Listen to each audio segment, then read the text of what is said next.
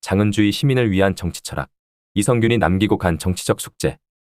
많은 이들에게도 그랬겠지만 2023년 연말에 들려온 배우 이성균 씨의 소식은 큰 충격이었다.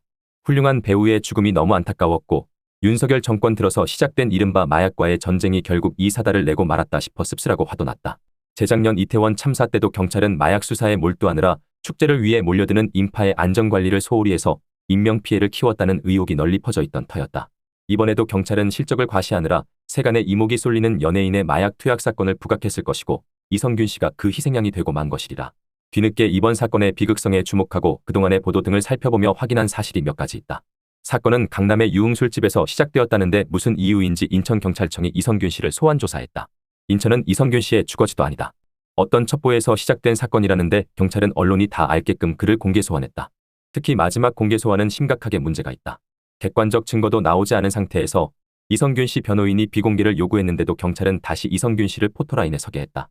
경찰이 모종의 정치적 목적을 위해 이성균 씨의 혐의를 활용했다는 짙은 의심이 들 수밖에 없다.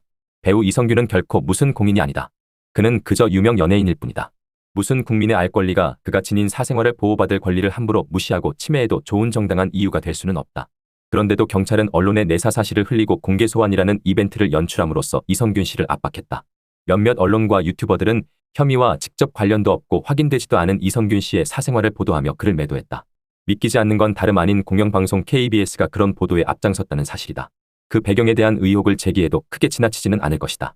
이성균 씨의 심성이 아무리 굳건하다 해도 이런 식의 부당한 모욕적 상황을 견디기는 쉽지 않았으리라. 많은 이들의 지적처럼 그의 죽음은 결국 경찰이라는 국가 권력과 선정적 언론이 공모해서 저지른 사회적 타살이라고 보아야 한다. 그런 만큼 우리 사회는 여느 때처럼 이번 일을 단순히 연예인 개인의 부도덕한 사생활과 관련된 비극으로 소비해서는 안 된다. 이번 사건은 우리 사회의 많은 반인권적 부조리와 사회적 야만을 드러내고 있는 정치적 사건이다. 수사기관의 피의사실 공표는 부당한 국가 권력 남용으로 시민에 대한 억압적 지배의 방식이다. 지금껏 주로 검찰이 정치적 목적을 위해 그런 범죄적 방식을 남용해 왔는데 이제는 경찰마저 따라하고 있다. 민주공화국은 이런 상황을 그대로 방치하면 안 된다. 선정적 언론이 확인되지 않은 사실로 단순한 피의자를 무분별하게 도덕적으로 단죄하는 야만적 폭력도 그냥 이대로 두어서는 안 된다. 우리 사회는 고 노무현 대통령의 서거 때부터 이런 문제들의 심각성을 인지하고 해결을 외쳐왔지만 나아진 건 없고 오히려 심해지고 있다. 새로운 사회적 각성이 필요하다. 이참에 우리는 우리 사회의 마약 문제를 지금처럼 무슨 전쟁이라는 프레임 속에서 대대적으로 단속하고 강력하게 처벌하는 방식으로만 접근하는 게 정말 바람직한지도 진지하게 따져보아야 한다. 마약이 공중보건의 관점에서나 사회질서의 차원에서나 심각하게 다루어야 할 문제인 것은 맞다. 그러나 개인의 자유와 인권을 최우선으로 존중한다는 사회가 이 문제를 그런 식으로만 접근하는 게 반드시 옳은지는 모르겠다.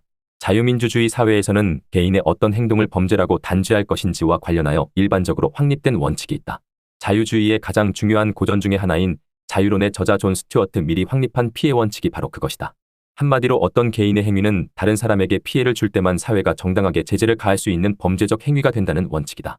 이 원칙에 비추어 볼 때 가령 도박처럼 오로지 자기 자신만을 망칠 뿐 남에게 피해를 준다고 보기 힘든 행위를 범죄화하는 일은 쉽게 정당화될 수 없다. 마약은 어떨까? 마약을 즐기는 사람이 그 행위로 인해 타인에게 심각하게 해를 끼친다고 보기는 힘들지 않을까? 적어도 대마초 같은 마약은 담배보다도 중독성이 약하고 간접 흡연의 피해도 적다고 한다. 그래서 미국의 많은 주와 유럽의 여러 나라들에서는 대마초가 합법화되거나 묵인되고 있다. 물론 이들 나라를 그대로 따라야 한다는 게 나의 요점은 아니다. 대마초 합법화가 이 글의 주제도 아니다.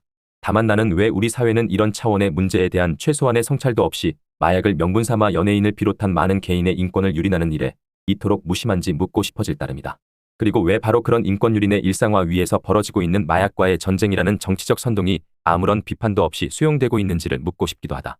유럽 사회 일반이 그렇지만 독일에서는 마약 문제와 관련하여 우리와는 완전히 다른 접근을 한다. 여기서는 진작부터 마약 투약 행위 자체보다는 마약의 제조나 판매 행위만 범죄화하여 처벌한다. 여기에 더해 프랑크푸르트시에서는 사회민주당과 녹색당의 연립정부가 들어선 후 오래전부터 공적으로 마약방을 운영하는 실험도 하고 있다. 믿기지 않을 수도 있지만 이곳에서는 마약 중독자들이 무료로 처벌에 대한 아무런 걱정 없이 세금으로 마련된 순도 높은 마약을 투약할 수 있다. 중독자들을 방치할 경우 그들은 심각한 질병에 시달리다 죽음으로 내몰리거나 마약을 구하려고 범죄의 유혹에 빠질 우려가 있다. 그래서 오히려 사회가 나서 그들을 보호하고 치료할 수 있도록 유도함으로써 마약이 야기하는 문제를 완화시켜 보자는 것이다. 여기에는 마약 중독자가 범죄자가 아니라 희생자이자 환자라는 인식이 바탕에 깔려 있다. 우리로서는 쉽게 이해하기도 힘들고 사실 독일에서도 논란이 없지는 않다. 하지만 우리는 여기서 사회가 그 구성원을 존엄한 존재로 대우한다는 게 어떤 것인지에 대해 모범 사례를 확인할 수 있다. 사회는 어떤 이유에서든 마약에 의존하지 않고서는 삶을 이어갈 수 없게 된 보기에 따라서는 도덕적으로 매우 큰 흠결을 지닌 사람들의 건강과 생명도 소중하게 여기고 돌볼 수 있어야 한다. 인간의 존엄성이라는 이상도 결국 정치를 통해 해석되고 실현된다. 다시, 나는 여기서 우리가 저런 정책을 무턱대고 그대로 따라야 한다고 주장하려는 게 아니다. 한국의 상황은 독일과는 아주 다르다. 프랑크푸르트시의 정책이 정말 성공했는지도 따져볼 지점이 있을 것이다. 그래도 우리의 현실을 한 번쯤 성찰해 볼 필요는 있지 싶다. 독일처럼 우리나라도 인간의 존엄성을 실현하고 보호하는 것을 최고의 헌법적 가치로 삼고 있다. 그런데도 왜 마약 문제에 대한 접근법은 서로 이리도 다른 것일까? 분명한 것은 경찰의 이성균 씨에 대한 모욕주기식 수사와 언론의 무분별한 도덕적 매도는 어떻게 보더라도 우리 사회가 지향해야 마땅한 헌법적 가치와 부합하지 않는다는 점이다. 이번과 같은 경찰의 못된 정치적 수사의 배경을 짐작하는 건 어렵지 않다. 윤석열 대통령은 후보 시절 검찰 수사 과정에서 자살한 많은 이들이 결국은 검찰의 철저한 수사 때문에 여죄가 드러날 것이 두려워서 그랬을 뿐 검찰의 잘못은 없다는 취지의 연설을 한 적이 있다. 건강한 양식을 가진 이라면 분개할 수밖에 없을 이야기다. 그러나 안타깝게도 그런 이야기를 자랑삼아 떠들었던 이가 지금 이 나라의 대통령이다. 최고 권력자가 수사를 받는 개인의 인격과 존엄성 같은 건 전혀 중요하지 않다는 신념을 자랑스럽게 내세우는데 경찰로서는 이성균 씨의 명예와 인권을 존중하는 수사를 해야 할 하등의 이유도 찾기 힘들지 않았을까. 검찰 통치체제에서 경찰은 여러 면에서 검찰을 중고로 삼았을 것이다. 그래서 마약 문제에 대해서도 그저 단속하고 닥달하며 처벌하는 식의 접근밖에는 하지 못했을 것이다. 여기서는 몇 건을 단속하고 또 얼마나 많은 사람을 처벌하는지가 중요할 수밖에 없다. 연예인 같은 유명인들을 처벌할 수 있다면 금상첨화일 것이다. 법은 쉽게 시민에 대한 자의적 지배의 수단이 되고 시민 개개인의 인권은 뒷전으로 밀리고 만다. 물론 마약 투약 행위를 쉽게 옹호할 수는 없다. 어쨌든 우리나라에서는 불법이다. 무슨 시민 불복종을 전개할 요량이 아니라면 일단 법을 지키는 것이 옳다. 그러나 누군가 그런 범법 행위를 했다고 해서 그의 인권이 송두리째 부정되어서는 안 된다. 설사 이성균 씨 같은 유명 배우가 범죄 혐의자라도 무죄 추정의 원칙이나 사생활을 보호받을 권리가 무시되어서는 안 된다. 누구의 인권이든 소중하다. 더 칼럼니스트